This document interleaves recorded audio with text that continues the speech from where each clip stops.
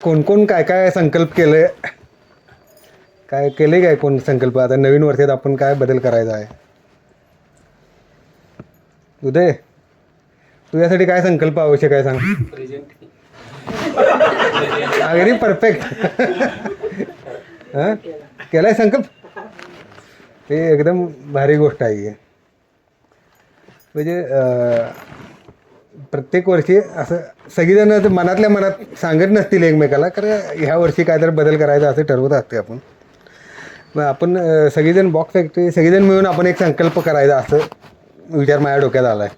No accident म्हणजे काय, आपल्याकडे 2 ॲक्सिडेंट झालेत. एक व्यासचा झाला होता पूर्वी आणि नंतर विकासचा झाला. ते 0 ॲक्सिडेंट करायचं आपल्याला.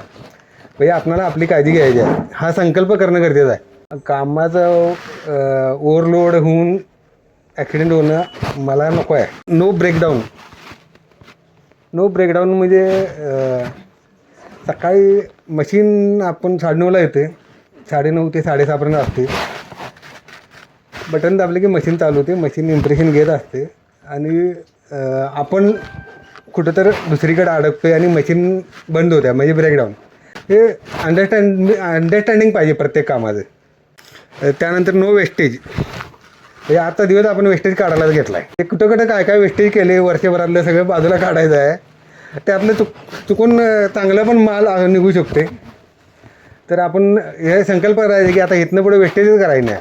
त्यानंतर आहे स्लो रन. स्लो रन हे माइंडसेटचा गोष्ट आहे. म्हणजे तुझ्याकडे एक 10 जॉबची लिस्ट दिली पेस्टिंगची, तर ज्या स्पीडनं काम होतं आहे. हे 2 जॉबची लिस्ट असेल तर जे स्पीड होते त्यात फरक पडतो.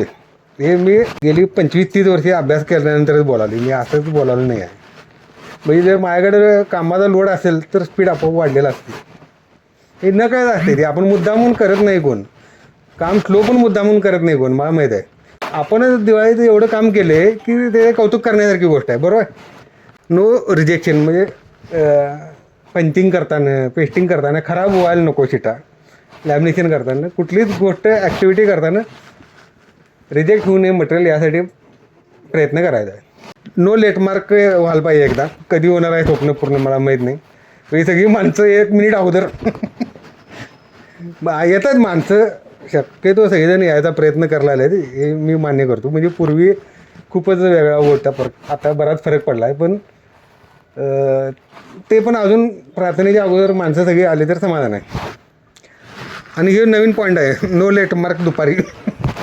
दुपारी पण माणसं मी 2 वाजेपर्यंत असते, जात असते तर माणसं चौकात असतात कुठं. ते काय म्हणजे काय संबंध. आपण पाहिलं तर देवाला वेळ कमी पडत असेल ते 1 तास करूया,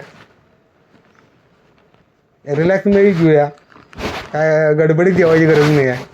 डबा आणणारे माणसं इथंच असतात, त्यामुळे त्यांचा लेटमार्कचा काय संबंध नसतो. ते 15 मिनटं जेवून कामाला तयार असतात. घरात गेलेली माणसं अजून त्यांना गडबड साहजिक आहे, धावपळ करत यायला लागते. आणि धावपळ करत येऊन आणि इथं आणि ते 5-10 मिनटं नॉर्मल व्हायला पण जातात. शक्यतो बेटर वे आपण डबा घेऊन आलेलं बरं साहेब.